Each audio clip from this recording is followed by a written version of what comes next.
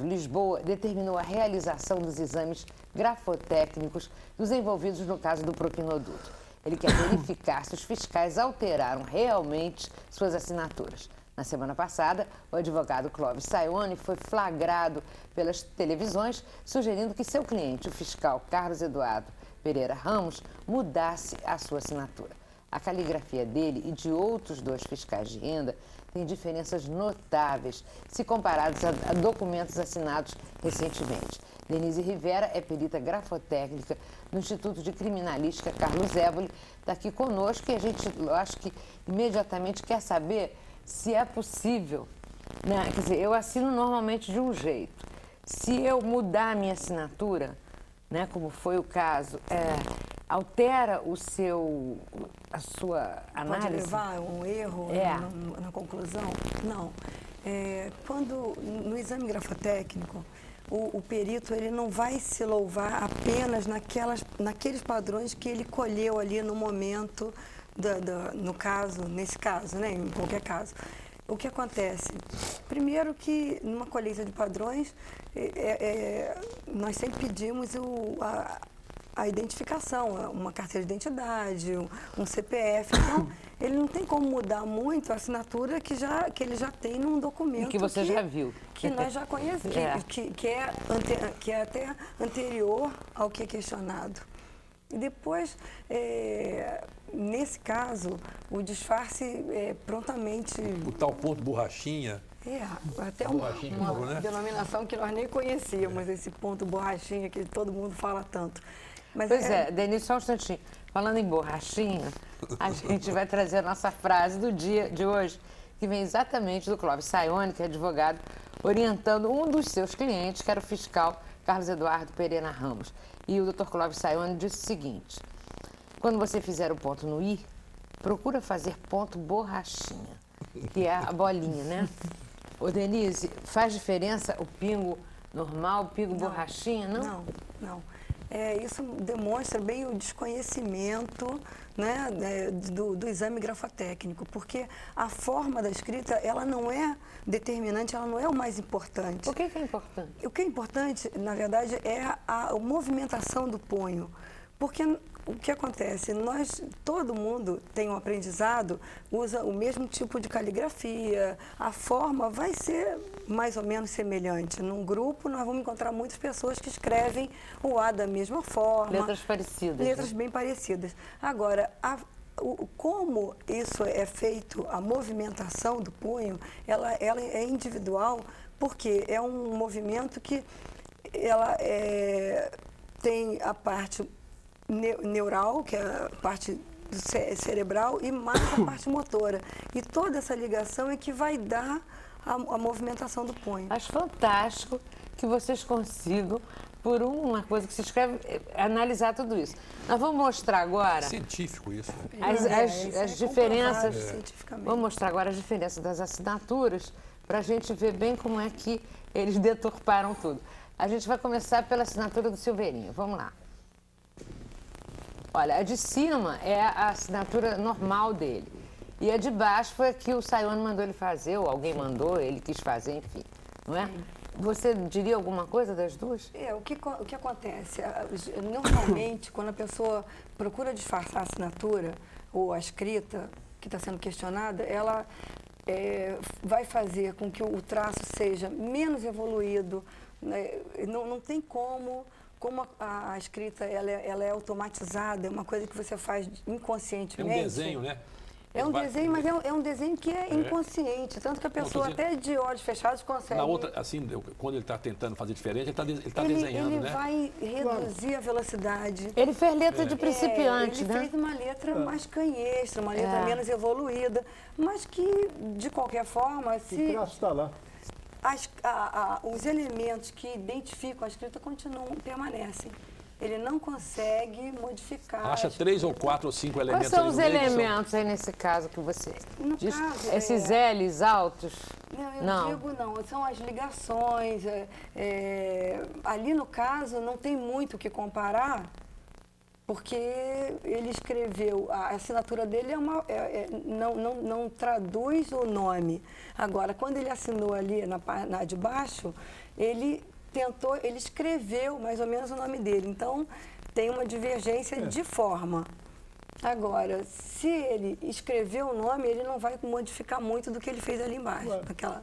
Então, ok, vamos mostrar, só um momentinho, Pedro, por favor. Nós vamos ver agora a outra assinatura. Agora, é o Carlos Eduardo Pereira Ramos, né? Esse modificou bem menos, até porque ele já, normalmente, quando ele... A verdadeira é de cima. A assinatura é de cima, ela mantém os traços da escrita dele. Ele não estilizou a assinatura. Parecido, mas o Carlos está mais... O N. Mas aí que está. O leigo examina muito a forma. Claro. E o estudo grafotécnico é uma coisa muito mais profunda, é uma subjetiva, coisa muito, né? não é nem subjetiva, é uma coisa, a análise é muito maior do que só a forma da escrita.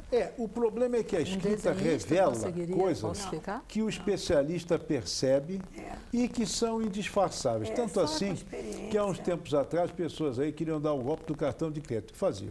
Perdia o cartão de crédito, alguém assinava a compra com o nome dele, mas às vezes ele próprio mudando a assinatura. Se fosse outro assinando por ele, não descobria. Não. Mas ele próprio falsificando, a primeira coisa que a polícia faz é mandar ele assinar o próprio nome normal. Não, e aí vai para o Grafoteca, foi ele mesmo que falsificou sua própria assinatura. Porque no disfarce a pessoa procura logo mudar a inclinação da escrita, o calibre, mudar, se faz um A para um lado, faz para o outro, e muda a forma. Agora, além do mais, nesse caso aí, os bancos da Suíça já confirmaram que as contas são dele. Eu não consigo entender como um advogado sai pela tese da negativa, né, quando ele teria outros caminhos de defesa, certamente. Negar aquilo que aconteceu é impossível. Eu me lembro de um assassinato que houve no Rio, só para completar, da Cláudia Lessin Rodrigues, para aquele Michel Frank e outros. O pai do Michel Frank queria contratar 2 advogados, um morreu, Evaristo Moraes Filho e Jorge Tavares. Mas insistia na tese da negativa. Eles não aceitaram, é impossível. Se ele matou a moça mesmo, ele e o tal cabeleireiro, Jorge Cur, não sei, não adianta negar. Defende com aceitação do fato. Eu queria te perguntar uma coisa, existe falsificação perfeita? Não. Não? Não. Você vai descobrir? Não. Sim, o que pode acontecer é você não ter um padrão adequado para o confronto. Se você examina uma assinatura e essa assinatura foi feita há 20 anos atrás e você tem a assinatura padrão de agora, você pode ter uma evolução gráfica e com isso você ter divergências de forma. Então, o que tem que ter é a adequabilidade do padrão. As pessoas mudam a sua maneira de escrever com o tempo? Algumas mudam, outras não. Tá? Assim como a pessoa evolui e envelhece, a escrita pode também envelhecer ficam traços, ou não. Mas ficam traços ali que são absolutamente E quando está um pouquinho alterado pela bebida? Não, pode acontecer. Existem algumas modificações que são momentâneas, transitórias, que no caso de drogas, de bebida, de doenças que assim que passa, né, que o estado mórbido passa, a pessoa volta ao normal e a escrita também. E algumas doenças que são, algumas patologias que vão progredindo e que vão manter, vão causar também algumas variações na escrita. No caso, por exemplo, do indivíduo que pode fazer a assinatura tanto com a esquerda quanto a direita, o bidestro, o que acontece com isso aí? Nós sempre colhemos padrões das 2 mãos. Sempre que se tem suspeita que tem alguma característica, mas não está batendo a assinatura, a gente pede para escrever tanto com a mão que ele mantém, que é a mão, né, a principal, como com a outra. Então, se ele é destro, escreve com a esquerda. E um desenhista? E uma pessoa que trabalha porque normalmente com traço, com forma? Que tem o hábito de trabalhar a forma, nem assim? Não. Porque, por exemplo, tem aqueles japoneses e tal, que fazem aquelas caligrafias trabalhadíssimas. Não. Nem um cara acostumadíssimo com isso? Não, porque você consegue copiar. Mas as características de como que a caneta atinge o papel, isso é uma coisa tão pessoal que você, e mais, como é uma coisa inconsciente, você mesmo não sabe o que você consegue ou não fazer. É isso. Se você não sabe como fazer, você também não vai saber como deixar de fazer. Que aqueles filminhos de Hollywood que o cara imita igualzinho, tudo mentira. É como a voz da pessoa. Agora, é como a voz, você não consegue iludir. A gente fica curioso em saber como é que você aprende tudo isso? Como é que olha, qual que é o curso que se faz para ser perita? Na verdade, nós fazemos um curso no Instituto de Criminalística, né, na escola, na Academia de Polícia, porque isso é muito mais voltado para a parte criminal, e também, técnica, embora faça uma parte técnica.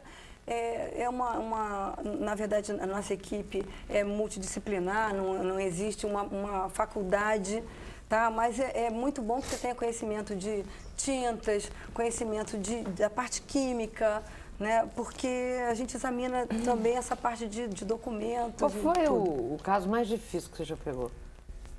Olha, eu peguei um caso bem complicado, onde um médico fazia uso de drogas antidepressivos e a assinatura dele ficou completamente divergente e ele negava que tivesse assinado e depois de examinar e colher muitos padrões e até da época deu para constatar a autenticidade da assinatura. Mas é científico, isso é ciência. Começou empírico, é técnica, mas tem... Mas hoje em dia é uma ciência. É uma técnica, mas que tem como a voz, científico. A voz também é o mesmo processo. Olha só, Denise, o trabalho é difícil, né? Porque você tem uma responsabilidade, você vai, porque às vezes, resolver o destino de alguém. O que eu acho mais importante é que a perícia grafotécnica, ela determina, ela consegue dar autoria, então ela dá nome à pessoa. E isso você está mexendo com a privação da liberdade, fora outros, mas esse é o mais grave, né, que é muito importante. Okay. Belo trabalho. Obrigada por estar com a gente, pelas informações. Você deixa algum contato? Tenho e-mail, se alguém precisar de alguma informação. Tá lá, já está no ar. Denise, muito obrigada.